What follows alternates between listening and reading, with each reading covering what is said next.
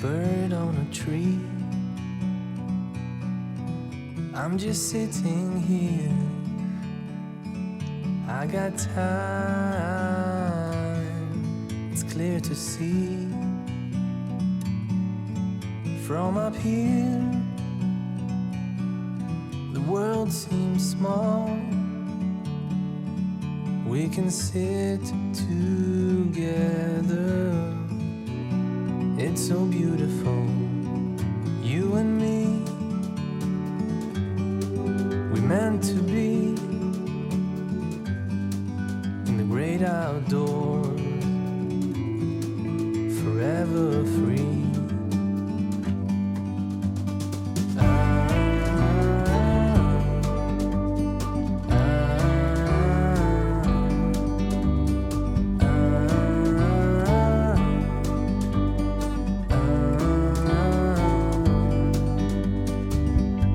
Sometimes you need to go and take a step back to see the truth around you. From a distance you can tell.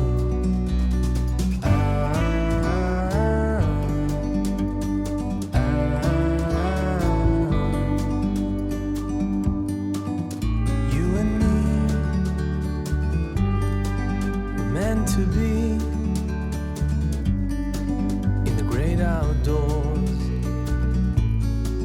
forever free. You and me meant to be in the great outdoors, forever free.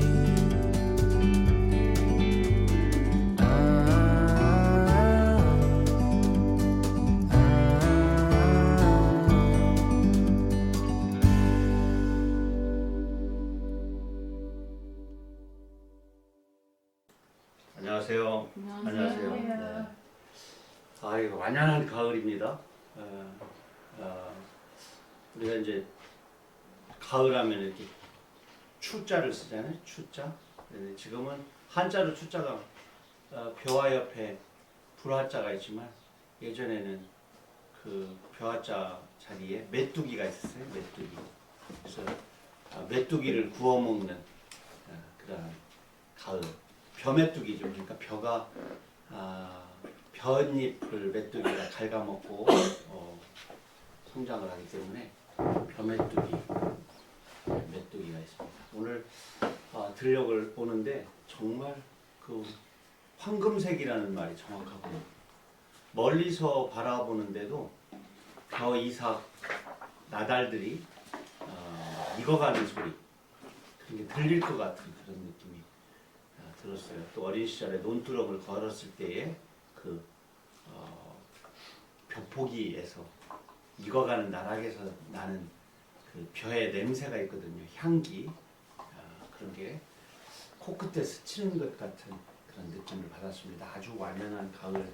정말 모자란 데가 있으면 가을 햇살에 살짝 대고 있으면 그 모자란 부분이 단단하게 익어갈 것 같고 채워질 것 같고 또 머릿속도 가을 햇살이 들어가서 좀 이렇게 좀 여물 것 같은 그런 느낌이 들었어요. 각 나무들, 각종 나무들, 또 풀들 지금 씨앗이 여물어가고 또 알곡이 채워지고 알밤이 되고 뭐 이런 과정 속에 얼마나 나무들이 풀들이 아주 자랑스러울까. 왜 우리가 윤동주의 시 보면 자랑처럼 무성할 꾀이다 뭐 이런 기절이 있는데 그 자랑처럼이라고 하는 비유가 지금 가을에 들판하고 참 잘 만든 말일 것이다 이런 생각이 들어서 뿌듯한 눈으로 흐뭇하게 바라보면서 이곳에 왔습니다. 오늘 함께 하시는 분들도 가슴도 또 머리도 여무는 나날이 또 시간이 되었으면 좋겠습니다. 우리가 어버이 학교할 때 어버이 그런 이제 부모를 다 가르치는데요. 부자를 한자를 근원적으로 이제 자원을 쫓아가 보면 부자 속에는 손이 있고요. 손에는 회초리가 이렇게 들려 있어요. 그래서 회초리를 들고 있는 아버지. 또 한편으로는 도끼나 농기구를 들고 있는 아버지. 그래서 노동하는 아버지와 그리고 자식을 양육하는 아버지, 교육하는 아버지, 이 두 가지 의미가 함께 들어있는 글자가 아비부자이고요. 어미모자는 이제 안에 기본적으로 이제 여자 여자가 있고 거기에 점이 두 개 있는데 그것은 엄마의 까만 젖꼭지를 찍어놓은 그런 글자입니다. 그러니까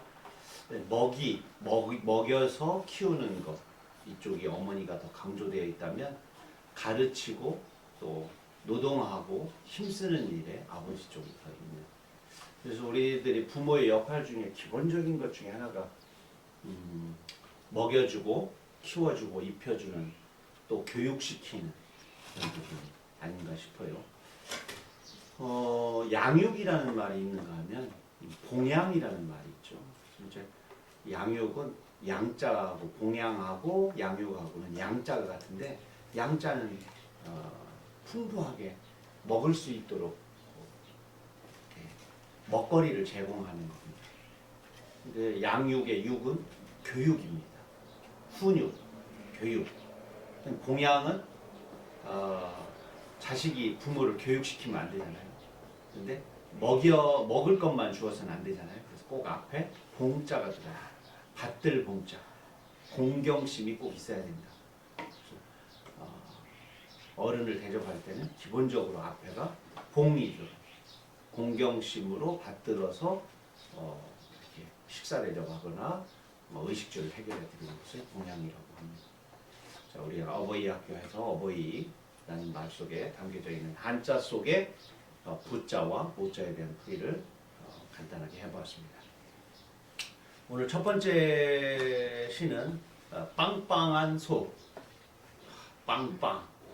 정말 그 글자 자체가 우리가 크락션을 울릴 때도 빵빵이지만 빵빵 하면은 밥을 많이 먹었을 때 아주 충만한 어떤 상태를 표현하는 한글이 이 글자 말고 다른 게 있을까 그런 생각이 들 정도로 정말 빵빵한 글자입니다. 빵 하고 한 번만 쓰면 좀 반 정도 덜 먹은 것 같은 느낌이 들죠. 빵빵한데 요즘 우리들이 과자를 보면 과자 안에 뭐가 들어있어요? 질소가 들어있죠.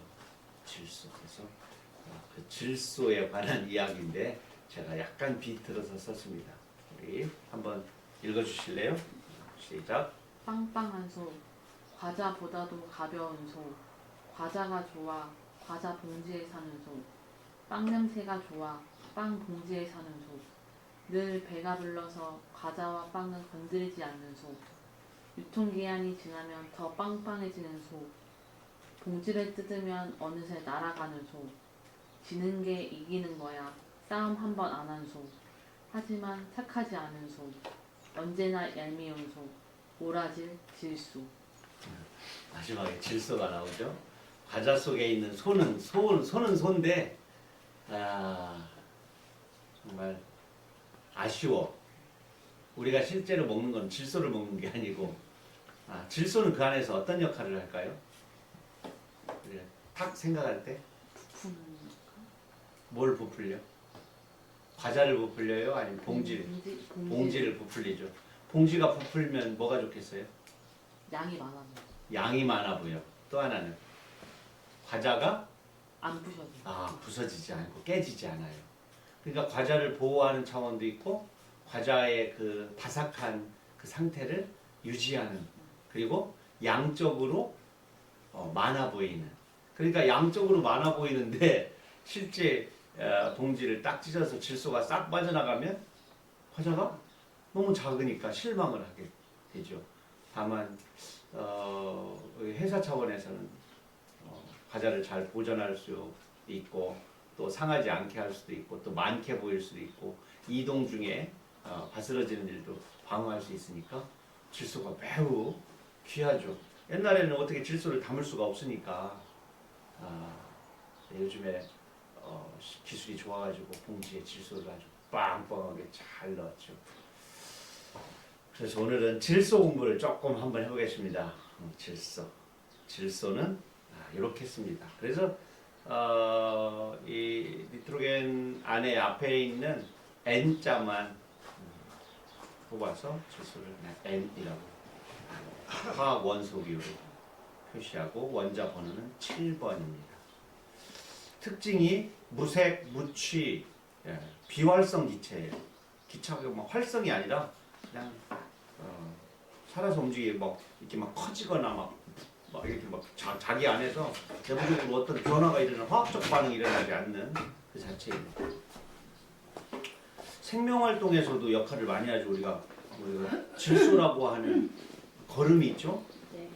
질소, 인, 칼륨, 칼이라고 해요. K.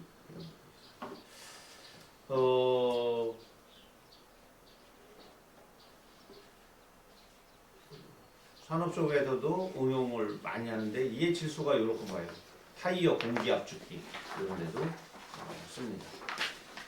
폭발물 제조에서 쓰는데 우리가 지금 먹는 거에는 그쪽하고는 관련이 없으니까 피해는 없습니다.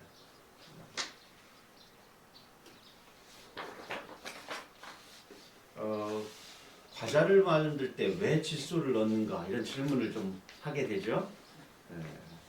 첫 번째가 이겁니다. 산화황지. 산소와 반응하지 않아요, 질소가.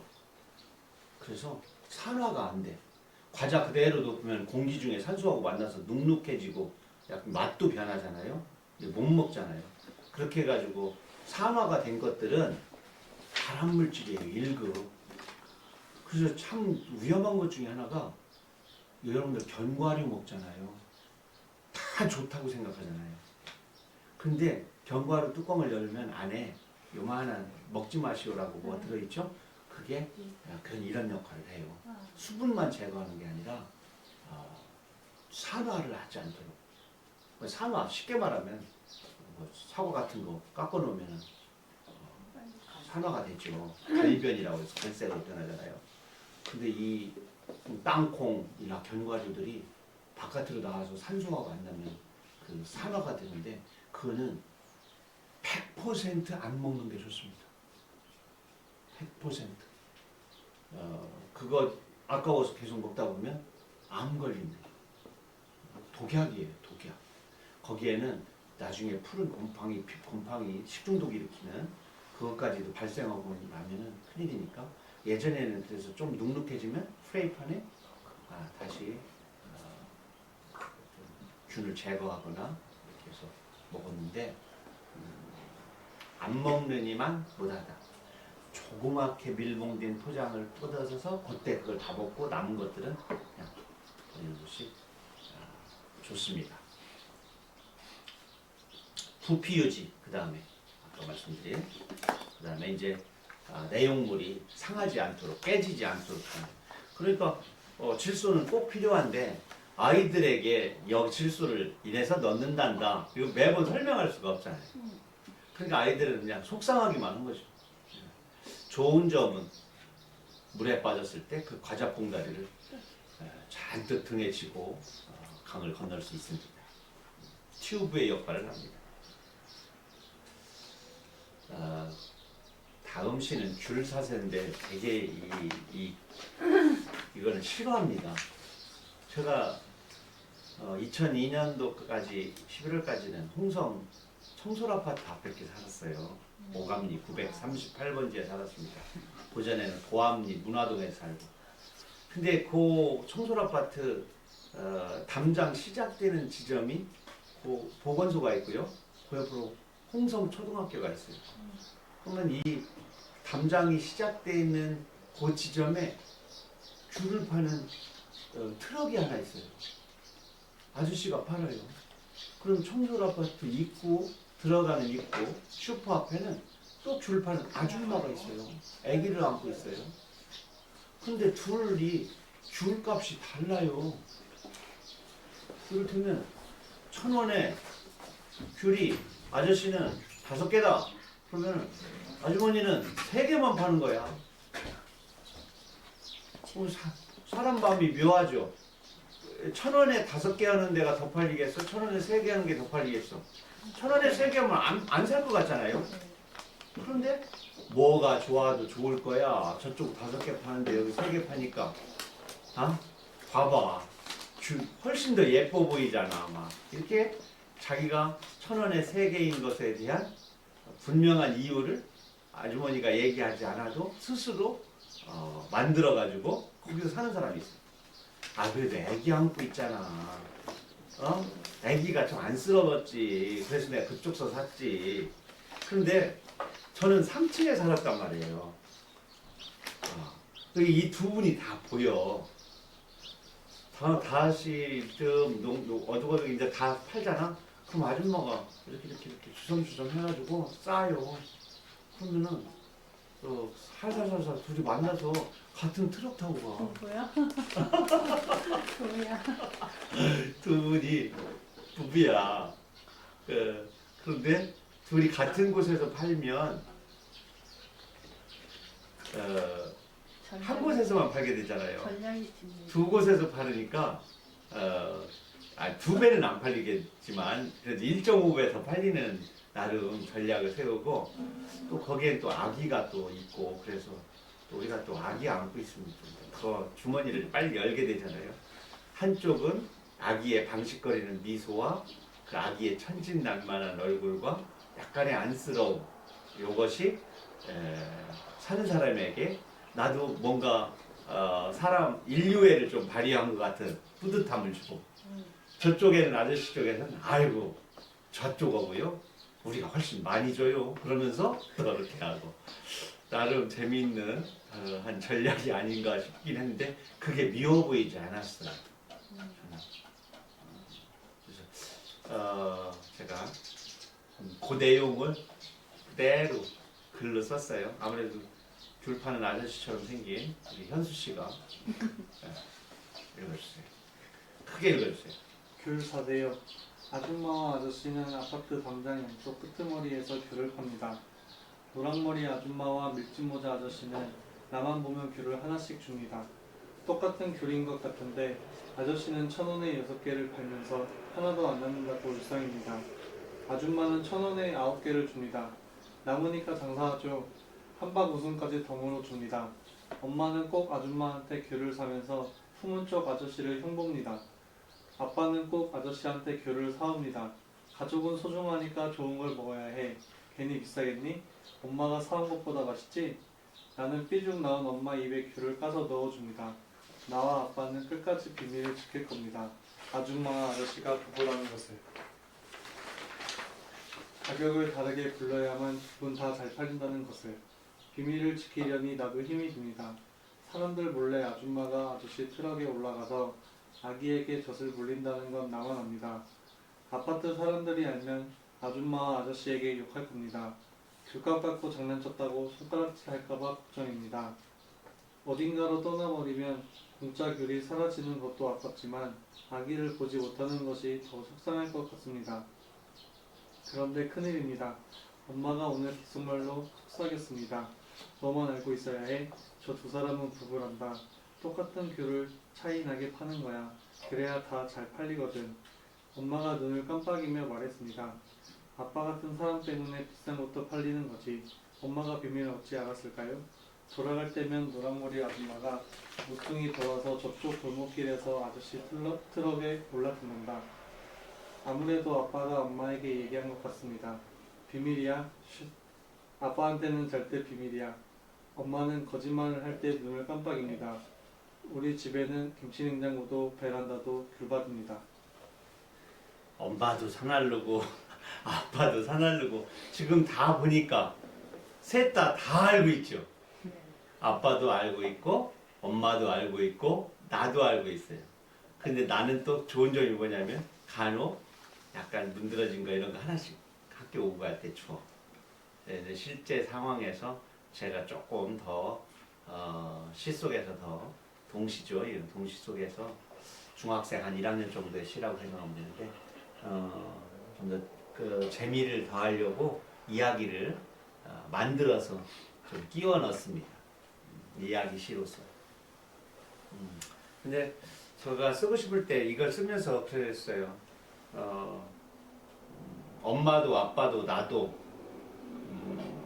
그 아주머니가 안고 있는 아이도 트럭에서 싼 값에 많이 주는 아저씨도 다 이 세상을 선하고도 아름답고 풍부하게 만드는 사람들이다. 악해서 누군가에게 속여 먹으려고 그런 것이 아니라 이러한 많은 사람들이 곧 세상을 풍부하게 한다. 이야기거리를 만든다. 어느 한쪽에서 뱁새 눈을 뜨고 단점으로만 바라보면 세상은 다 나를 중심으로 나를 속이는 것 같지만 한편으로 또 너그러이 바라보면 세상에 안 예쁜, 안 아름다워, 아름답지 않은 그런 풍경이 없지 않나. 왜? 사람은 사람으로서 향기가 있잖아요.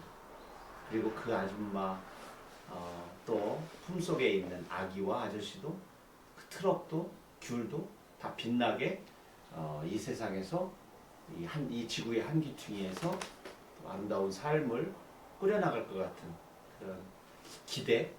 저 집은 망하지 않을 것 같아. 아빠가 막 자식을 막 혼내키지 않을 것 같아. 트럭 타고 가면서 막 엄마한테 귤 덜 팔았다고 꾸중 안 할 것 같아. 애썼다고 하고 위로하고 조금만 있으면 우리가 과일 가게를 하나 버젓이 열어서 당신이 이렇게 길에서 쪼그리고 앉아서 아이하고 떨지 않아도 될 거라고 희망을 얘기해 줄 것 같은 그런 느낌이 들잖아요. 저는 그런 글 속에서 그러한 보이지 않는 풍경을 독자들에게 선물할 수 있었다면 제가 작가로서는 일을 다 하지 않았나 싶어서 기분 좋게 썼어요. 르뽀가 아닙니다. 고발하려고 쓴 거 아닙니다. 이런 현장에서 당신 속지 마세요 라고 쓴 거 아닙니다. 경제학에서 그래요. 어느 한쪽에서 비싸면 비싸게 팔면 정상적인 가격으로 파는 쪽이 싸게 보이는 겁니다. 그래서 그 두 가지 요소를 해서 백화점 비싼 백화점이 있으면 그 바로 앞에 시장의 물건들도 잘 팔리는 거죠. 비교해서 그래서 명품관이나 명품 한우 고깃집 옆에는 무한 리필집이 같이 있어요. 나 무한 리필집 얼굴 간판을 딱 쳐다보면서 비싼 소고기집 들어갈 때 뿌듯함을 파는 거죠. 그리고 또 저쪽 고기 똑같아. 그게 다 소지 또 돼지지 하고 무한리필에 가서 배부른 게 최고야. 먹고 죽은 귀신은 때깔도 좋대. 우리가 돈 없어서 저기서 안 먹나? 이렇게 하면서 또 그쪽으로 가서 또 만족스럽게 행복을 요리해서 먹는단 말이죠. 그런데 그 두 개가 서로 멀리 있는 게 아니라 가까이 있어야 그 양쪽이 다 이렇게 잘 되는 거죠. 그래서 심리적인 보상, 어떤 심리적 만족 이런 것들을 충족시키게 되는 거죠. 귤 이야기를 좀 더 해볼까요? 이렇게 한자가 있어요. 남영남자 있죠? 이 남영남자는 사실은 한자 동서남북 중에서요 가장 늦게 생긴 한자예요. 이거 악기를 만든 거거든요. 걸어놓은 악기를 그린 거예요. 편경이라고요. 돌덩어리 기역자 형태로 되어 있는 돌 같은 그런 거를 걸어놓은 거예요. 남쪽은 필요가 없었어요. 동쪽은 왜 필요했겠어요? 동쪽은요 굴 속에서 살 때 굴 속이 습하잖아요. 매우. 그래서 그 씨앗 같은 거를 또는 음식 같은 거를 굴 안에다 놓으면 굴에 습기 때문에 상해, 썩어. 그러니까 어디다 놓냐면 굴 입구 쪽에다 갖다 놔요. 굴 입구에서. 해하고 전혀 상관이 없어요. 동력동자는. 짐승의 양쪽에 구멍이 뚫려 있는 가죽자루 안에다가 바짝 마른 가죽자루, 목 자르고 뒷다리 자르면 이렇게 가죽자루가 생기겠죠? 거기다가 씨앗 같은 거 보관할 거 벌레 먹으면 안 되는 걸 넣어놓고 양쪽을 묶은 거예요. 그 동력동자 위에 한일자하고 밑에 8팔자는 끈이에요. 끈. 그렇게 해가지고 어디다 놓겠어요? 동굴의 입구 해가 뜨는 곳, 햇살이 좋은 곳. 그래서 이제 동력동자가 생겨요. 북력북자는 두 사람이 등을 지고 있는 거예요. 찬바람을 등지다라는 뜻을 가지고 있어요. 북쪽에서 당연히 찬바람이 내려오겠죠. 남쪽으로, 북쪽에서. 그래서 북쪽을 등지다라는 걸 표현해야 되는데 등지다를 표현하려고 하니까 사람이 하나 더 필요했어요. 그래서 두 사람이 등을 지고 있는 모습을 그려놓은 거예요. 북력북자는 그래서 사람이 둘 들어있어요. 두 사람이 등 지고 있는 무슨 스포츠 메이커 있죠? 뭔가 이렇게 그거 있어요. 예? 아, 옛날 브랜드. 지금 없어요. 카파? 요즘에는 그 브랜드 없어요? 있는데 잘 안 입어요. 그런 거 있었던 것 같아요. 북력북자고요. 동서남북 동 서는 새가 한 마리고요. 그 다음 밑에 입구자는 두물입니다. 새가 저녁이 되어서 숲속으로 날아가는데 너무 아름다워. 왜? 노을이 질 때 날아가잖아요. 하루 종일 새가 나는데 그때가 더 제일 멋있죠. 노을 속을 날아가는 새. 어디로? 노을이니까 서쪽이잖아요. 그 아름다운 풍경. 그냥 두물이 서식처로 날아가는 새를 두물이 쪽으로 날아가는 새를 그려놓은 거예요. 두물이 앉아있는 새. 아, 서녁 노을 속에 있는 새구나. 그러니까 동, 서, 북이 있으니까 나머지 하나가 뭐예요? 남이에요. 남은 없어도 됐던 거죠. 그 빈자리가 남이니까. 그러다 필요에 의해서 악기 매달아 놓은 악기를 그려놓은 거니까 악기는 언제쯤 나오고 우리가 석경 같은 경우 조선시대 때 나오고 중국은 훨씬 일전이지만 그래서 좀 후바 뒤에 나온 글자이다. 당연히 각벌문 해놓고 이제 소전 대전으로 내려가야만 그런 글자들이 생겨납니다. 자, 그 다음에는 이제 귤자고요. 귤. 그 다음에 북력북자가 있고요. 그 다음에 나무목 옆에 다만지자가 있는 글자는 탱자 지자입니다. 남쪽에 있는 귤이 북쪽으로 가면 탱자가 된다 이런 뜻이에요. 남귤 북지. 여기 보면은 같은 뜻의 요게 있죠. 귤화 위지. 귤이 화는 변화거든요. 앞에 있는 사람 인자는요. 요 사람 인자는 바로 서 있는 사람이에요. 요 화자 중에 사람 인자 앞에 있는 것. 뒤에 있는 이 비자는 물구나무 서 있는 사람이에요. 그러니까 머리를 하늘 쪽으로 대고 서 있는 사람이 땅 쪽으로 뒤집혀 가지고 서 있는 것은 머리가 바뀌었으니까 변화한 거잖아요. 서 있던 사람이 넘어진 거니까 고꾸라진 거니까. 그래서 화자는 사람 하나가 거꾸로 처박혀 있는 모습하고 두 개를 이렇게 그려놨어요. 위자는 예전에 이거 한자 공부한 기억납니까? 요 위에 요 위자 위에는 손톱 조자예요. 이렇게 한 거죠. 손톱입니다. 밑에는 코끼리예요. 점 4개는 코끼리의 발입니다. 그래서 위자에 보면 이렇게 빗금으로 이렇게 삐침되어 있는데 그게 코끼리 상아뼈예요. 상아. 어금니뼈. 상아. 코끼리를 송곳으로 이마나 이런 데를 막 찔러가면서 뭔가를 시키는 거예요. 그래서 하다라는 뜻이 나왔어요. 할 위자잖아요. 하면 된다.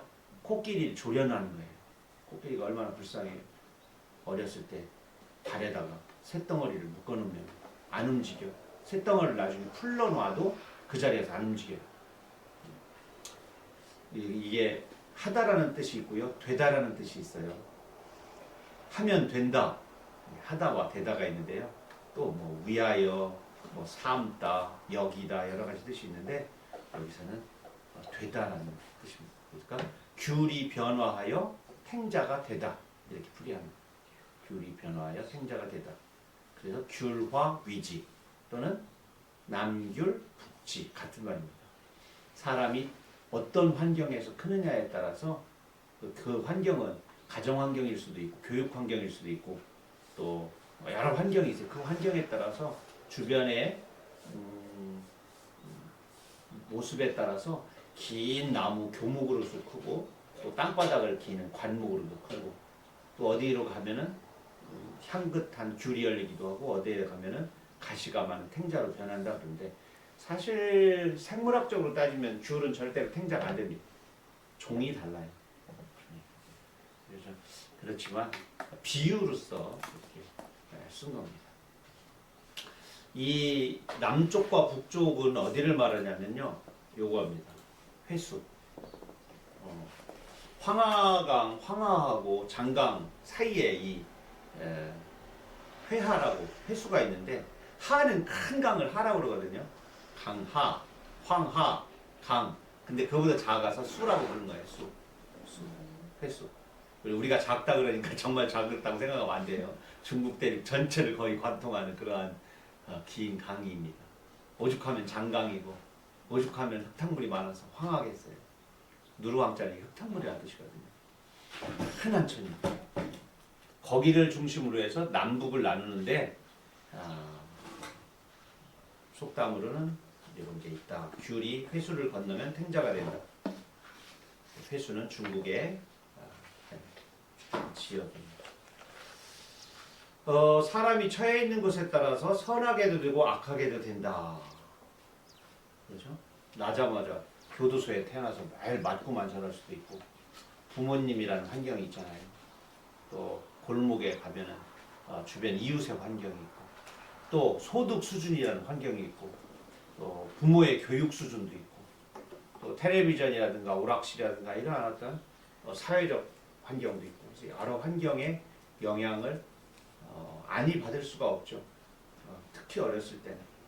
우리가 왜 사람이 여운가 어디 누구하고 이렇게 커가지고 짐승처럼 기어다니는 거 영화 있었죠. 한국 영화. 누구지? 가수 하던 애가 나왔던 뭐 영화 하나 있었죠. 네. 그 환경에 따라서 언어를 못 배우면 사람이지만 사람 형태가 아닌 짐승의 유사한 짐승의 유인원, 고릴라, 침팬지처럼 뭔 준기, 송준기, 늑대소는? 늑대소년 영화가 생각납니다. 유래가 있어요. 아주 재미난, 이게 춘추시대 말기에 제나라, 큰 나라 제나라 때 안영이라고 하는 훌륭한 사람이 재상이 있었는데, 초나라 강대국이잖아요. 초나라 시절로 파견이 되었다. 이게 초나라 때 그때 여왕이 영왕이었는데 아주 이 안영이 키가 작고 외모도 아주 정말 못생겼는데 비꼬 와서 이제 평가를 한 거죠. 자네 같은 인물을 사신으로 보낸 걸 보면 제 나라에는 인재가 없어? 얼마나 기분 나쁘겠어요? 안영이 태연하게 대꾸합니다. 우리나라는 큰 나라에는 큰 사람을, 작은 나라에는 작은 사람을 보냅니다. 그러니까 초나라가 갑자기 찌끄만 나라가 돼버렸어요. 얼마 있다가 영왕이 절도죄를 저지르고 가는 이제 제 나라 사람들, 이제 안영이 그런 건 아닌데 또 보고 얘기해요. 제 나라 사람들은 원래 도둑질을 잘하고 기분이 너무너무 나쁠 거 아니에요. 안영이 말했어요. 요때 나온 겁니다. 회수 남쪽이 회남입니다. 회수 남쪽의 귤나무를 회수 북쪽에 옮겨주면 탱자가 되죠. 잎사귀도 비슷하지만 열매의 맛은 너무나 다릅니다. 바로 물과 토양의 차이 때문이죠. 저 사람은 제 나라에 있을 때는 도둑질이 무엇인지도 몰랐는데 초나라에 와서 도둑질을 하는 것을 보니 이 나라의 풍토가 좋지 않은가 봅니다. 참, 야, 이 정도로 말을 할 수 있어야 되는데, 그죠? 정말 이 정도 돼야 유구한 역사 속에서 사자성어가 하나 탄생을 하는데, 이럴 때 하는 말 있어요. 저걸 죽여 살려, 말로 상대방의 폐부 깊숙이 공격을 한 거죠. 이런 걸 이제 촌철살인이라고 그러죠. 촌철, 한마디밖에 안 되는 말로 사람을 정말 KO시키는, 입을 다물 수밖에 없게 만드는, 내가 졌어, 이렇게 이제 대하는데, 여기서 저놈의 목을 매우 쳐라 뭐 이렇게 하면은 이제 소인배가 되는 거죠.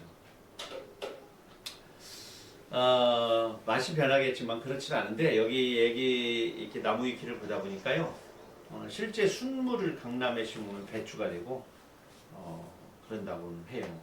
순무하고 배추는 그러니까 같은 종인 거죠. 외국 문화나 제도가 들어오면 안 좋은 쪽으로 변질될 때 이 표현을 많이 쓴다. 왜냐하면 귤보다는 탱자가 질이 인간 중심으로 하는 거니까 사람이 먹을 수 없는 거니까 그렇게 비유하기도 합니다.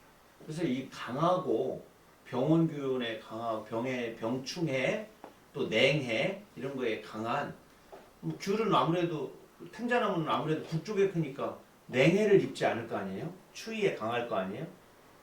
그래서 이 고요미라든가 찔레의 장미를, 고요미의 감나무를, 또 이렇게 탱자나무의 귤을 접목시켜서 또 돌배나무의 배품종 같은 경우도 그렇습니다.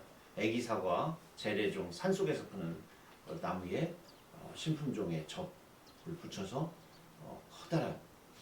그래서 예전에 그거 봤어요. 그 찔레나무 가지마다 종이 다른 장미를 접을 붙이면 가지마다 다른 장미가 이렇게 피는 거죠. 빨간색, 하얀색 막 이런. 또 중간쯤에서는 또 두 개가 섞여서 나오고 좀 신기하다는 생각을 한 적이 있습니다. 우리 어렸을 때 우리 동네에 예산농업전문대학교 학생들이 와서 재래종 밤나무 산에 막 크잖아요. 그 재래종 밤나무에 얘들이 그 품종 좋은 품종의 순을 갖다가 접을 붙여주는 거예요. 그래서 우리 집 뒤에 밤나무가 좀 특이한 형태로 가지를 다 자르니까 호민들 그 다음에 한 3년 지났는데 밤알이 요만했던 것이 정말 조그만 했던 상수리만 했던 것이 좀 커다란 밤 맛도 너무 좋은 거 이런 밤들이 쏟아져서 제사상에 밤을 울릴 때마다 우리 아버지가 뿌듯해 하셨던 그 기억이 납니다. 또 야산에 나 있는 그 막 아무렇게 나 있는 쥐밤들이 큰 알이 쏟아지니까 우리가 산에 가서 밤 줍는 맛이 대단했어요. 근데 우리가 이제 그걸 봤어요. 너무 간단했어요. 이렇게 부엌칼 같이 생긴 부러진 부엌칼 같이 생긴 것을 갈아서 T자로 껍질을 찢은 다음에 봄에 물 흐를 때 순을 이렇게 숟가락으로 뜨듯이 면도는 날로 순만 딱 떠서 거기다 넣고 비닐로 꼭꼭꼭 묶어놓는 게 다였어요. 그러다 뭐 촛농 같은 거, 초 녹인 거 같은 비슷한 거. 그래서 우리는 초로 했죠. 수분이 안 날아가게. 초를 녹여가지고 하고. 그래서 그 뒤로는 우리들끼리 많이 해봤어요. 저는 어려서 그 점프 치는 거 많이 해봤습니다. 근데 아무거나 하니까 안 되더라고요. 심지어 막 미루나무 순을 갖다가 밤나무다도 해보고 근데 그게 썩더라고 다. 그래서 그때 되는 게 있고 안 되는 게 있구나 그걸 알고 이건 해봤어요. 이쪽 나무까지에 있는 순을 떼서 이쪽 나무까지 했는데 그건 그대로 살더라고요. 뽕나무 이쪽까지를 뽕나무 이쪽까지 당연히 한 집안에서 움직인 거니까 그래서 재미있게 그런 걸 한 적이 있었는데 제가 좀 개구장이잖아요.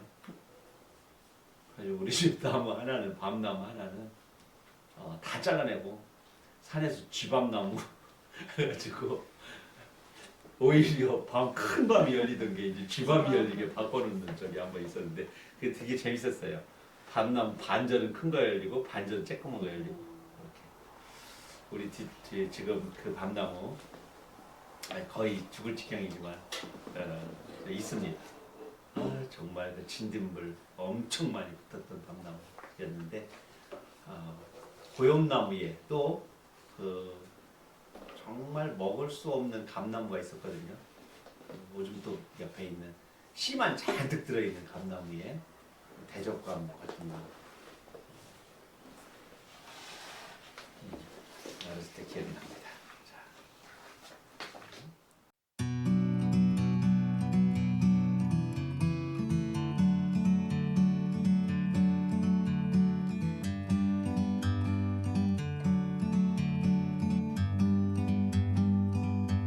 Like a bird on a tree,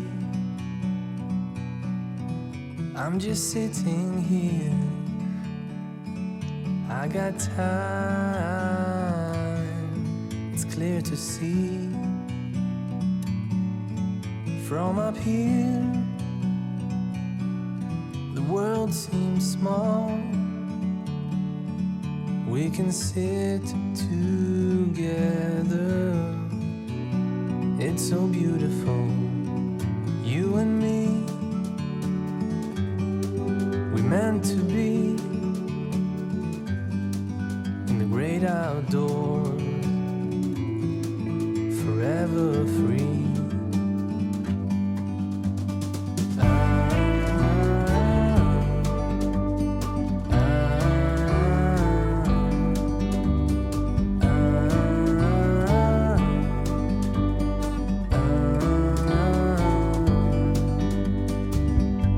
Sometimes you need to go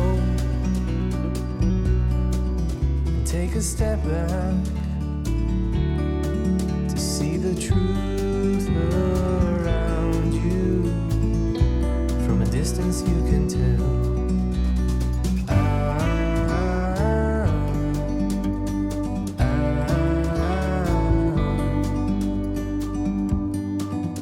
You and me were meant to be in the great outdoors.